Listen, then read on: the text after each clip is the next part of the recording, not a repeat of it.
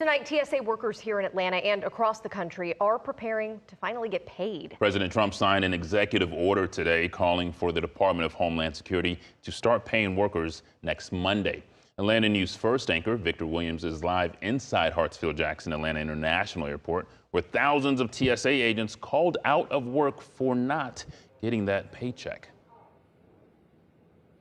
Hey there, Wally. So wait times remain pretty short for the most part right here at Atlanta's Hartsfield-Jackson International Airport.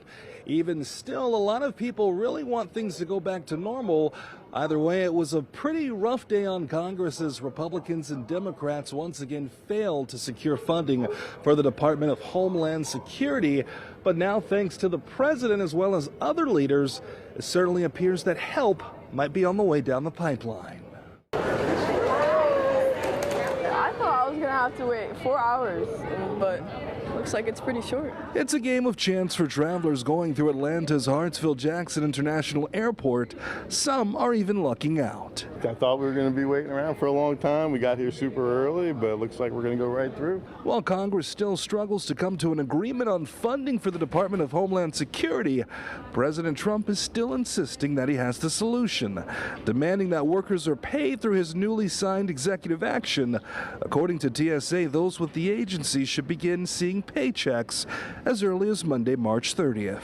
Looks like a pretty frustrating job that they have, so I'm glad that they're getting paid now. Until that pay comes, however, one local pastor has been working with union representatives in hopes of helping TSA workers to make ends meet during the partial government shutdown. It's called Operation Stopgap. We have been able to distribute thousands in gift cards, $1,000 worth of gift cards, as well as we have made provisions for food and groceries to be distributed. And this is what we have to do. That's what ministry is all about. Reverend Winston says his ministry will do all it can to help soften the financial blow, but he urges Democrats and Republicans in Congress to come together to make a real impact. We have a high mandate to do something. These are our people.